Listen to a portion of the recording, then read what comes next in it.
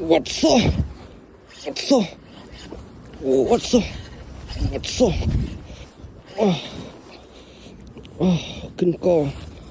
Oh, oh, oh, oh, Koda, coil. Thông ông bố nơi máu ai cho đây đi. Oh, phải sư. Oh. Thông thọng bố nơi trời dạ.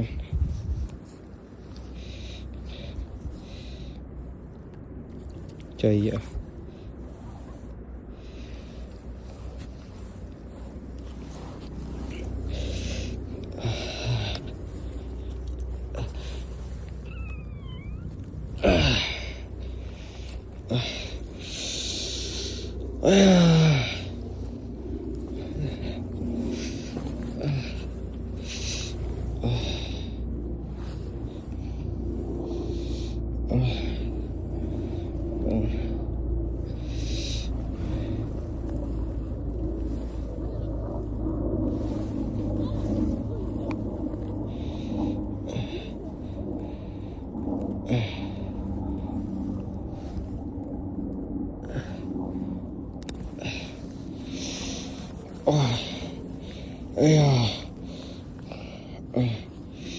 What's up, kinh co. Ôi, thông họng vợ ơi.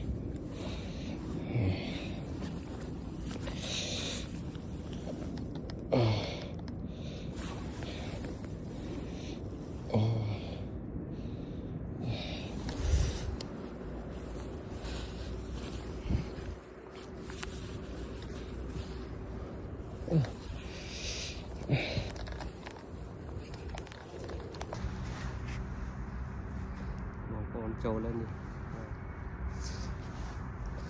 Ní và hai chi 3 kg cái sự 3 kg khai là nghe con trâu lại ô thô mà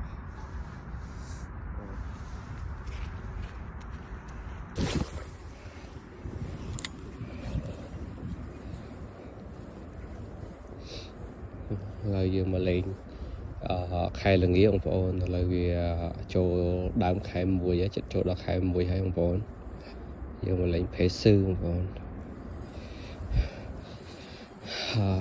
là cái màu hai pin đọc tháng ấy tháng tết xung ra chẳng tới khi mà lên tray